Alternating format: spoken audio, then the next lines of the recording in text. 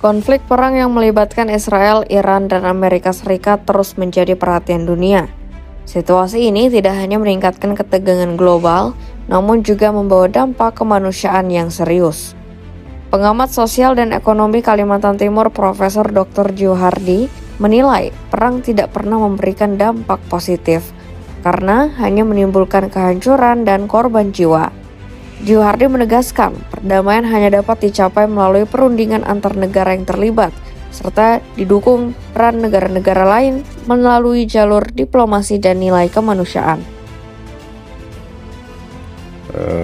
Bingung juga Bapak nih ya, karena apa? Namanya orang perang ini tidak ada anunya tuh, baiknya itu. Namanya perang ini saling menghancurkan, saling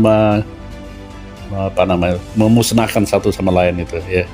Seperti yang kita lihat sekarang ini kan pemimpin Iran itu ada beberapa orang yang sudah jadi musnahkannya. Jadi ya gampang aja dia bilang begitu, tapi bagi keluarga yang ditinggalkan bagaimana? Ini nyawa orang loh ya, jadi luar biasa itu ya. Sebenarnya kalau ya motivasi perang ini kan macam-macam aja cerita orang tuh. Ada ya seperti Pak Abdul Somad itu kena minyak. Ada benar juga itu ada katanya dengan kesejahteraan juga ada rebut-rebutan juga. Ada juga yang bilang itu kena penjualan senjata ya kan. Nanti ada komisinya, Pak senang juga karena senjata ini sudah berapa sampai 32% naiknya sudah ada. Belum lagi yang pesawat tempur itu dan lain sebagainya kan naik semua itu ya, kena orang perang. Kalau enggak perang kemana ada yang mau beli. Jadi itu, dan yang terakhir ya itu seperti yang sering diungkapkan oleh Basar yang Israel itu, karena Iran ini punya seperti ini ya target gitu, musnahkan Israel dan musnahkan Amerika. Itu visi misinya itu. Kalau saya dengar dari yang perempuan itu siapa? Menek itu sudah ada di kota Teheran itu, dibuat model tunjuk waktu jarum jam itu. Jadi diperkirakan Israel itu musnah tahun 2040. Bah, kalau orang begitu kan, kalau saya Israel serang juga itu. Jadi sekali lagi saya ulangi, kita tidak ikut-ikut mereka yang perang. Memang senang perang itu. Ada orang yang senang perang, mereka senang mati karena ada di dalam filosofi mereka itu mau ketemu dengan berapa 72 bidadari kan itu. Tapi ya itu jadi kalau dia mati alhamdulillah, kalau dia tidak mati alhamdulillah juga ya. Itu ada sebagian orang tuh, tapi sedikit mungkin ya. Semua kita ini takut mati juga. Jadi saya pikir ya ngeri loh perang nih ya. Nah, yang kedua seperti yang dikaitkan dengan Pak Prabowo, ini kan presiden kita yang mau mendamaikan itu bagus itu, karena dalam saya baca kabur juga itu orang yang bisa mendamaikan orang itu disebut anak Tuhan kalau tidak salah dalam punya presiden, kalau tidak salah itu saya tidak tahu presiden. Nah kalau misalnya kita bisa damaikan Israel, Amerika, Iran nih, dianggap sebagai anak Allah misalnya kan, tidak usah jadi anak Allah, jadi anak gubernur aja kita sudah terpingkal-pingkal kan. Jadi itu ya dampaknya Pak. Kalau misalnya Pak Prabowo ingin mendamaikan, ada nggak dampak? Dampaknya orang damai itu enak kita kerja, enak kita berdagang, enak kita produksi, pokoknya enak lah kalau damai itu. Jadi yang dijaga oleh presiden itu salah satu perdamaian. Ya, jangan negara kita ini bikin kacau balau itu, jangan, ya kan. Nah, tapi ya namanya hidup di dunia ini ada aja yang mau tidak damai itu, ya. Ya mungkin orang bilang tuh ada ajaran setan juga, kita nggak tahu juga, ya kan. Jadi begini ya, saya dulu pernah mimpi, mimpi itu kami delegasi yang mau mendamaikan itu antara Palestina dengan Israel aja dulu itu tahun berapa tuh, mungkin 10 tahun yang lalu lah ya. Nah, yang bisa mendamaikan Palestina dan Israel itu tidak lain adalah orang Palestina dan Israel sendiri. Jangan kita yang di luar ini kompak-kompak mereka.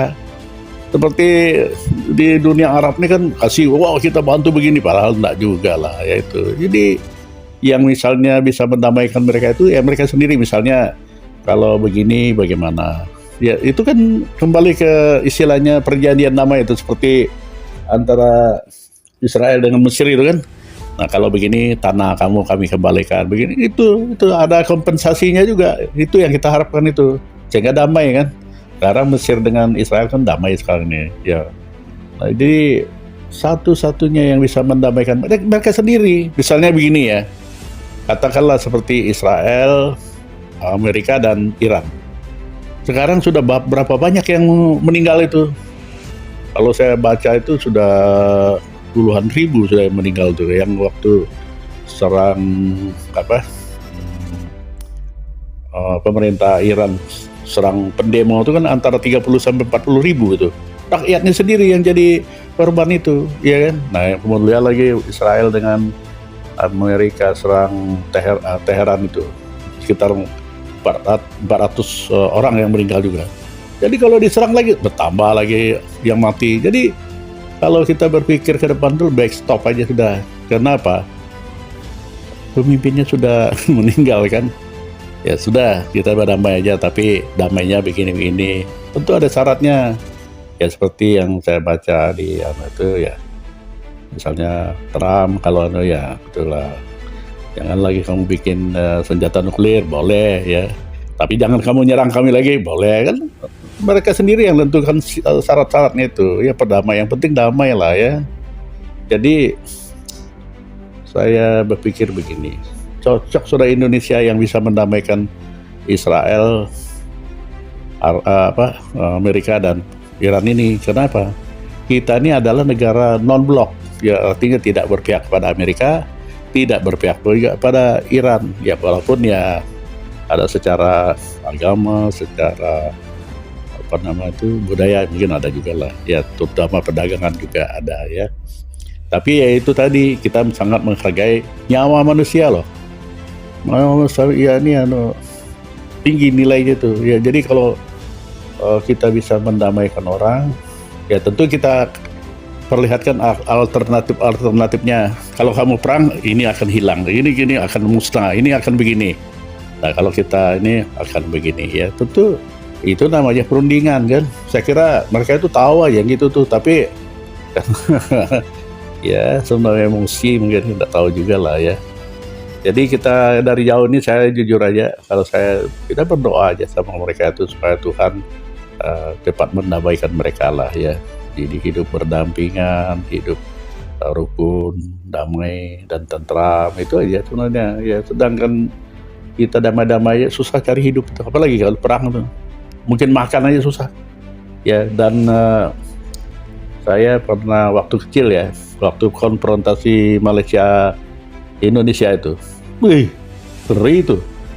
Karena kalau ada pesawat terbang, kami masuk di bunker, di lubang tanah yang memang sudah dibuat, tidak jauh dari rumah itu. Sudah panas lagi, tidak ada makanan. Sampai pesawat itu menghilang, sudah ada lagi datang lagi, masuk lagi kita. Takut juga kita itu. Laki-laki itu saya dengar sama aja. Semua kita masuk bunker juga. Penuh kita di dalam tuh. Nah apalagi di sana yang benar-benar perang kan. Jadi saya pikir perang itu senangnya orang perang, padahal itu sangat menderita gitu, sangat. Ya kalau kita langsung mati aja enggak apa-apa lah. Ya, ini ada mungkin yang patah kakinya, ada yang inilah hidup menderita lah itu ya. Jadi kita doakan dari jauh semoga itu cepat damai lah ya.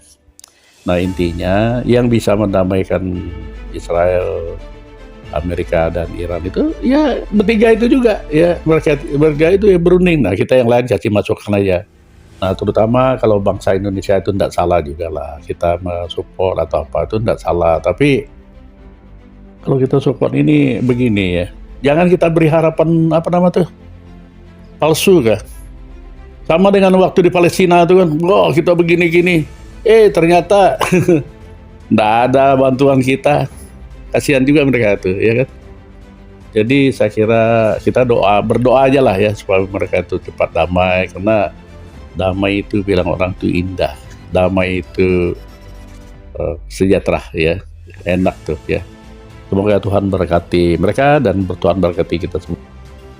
Juhardi berharap konflik ini segera berakhir agar masyarakat dunia dapat kembali hidup dengan damai dan aman.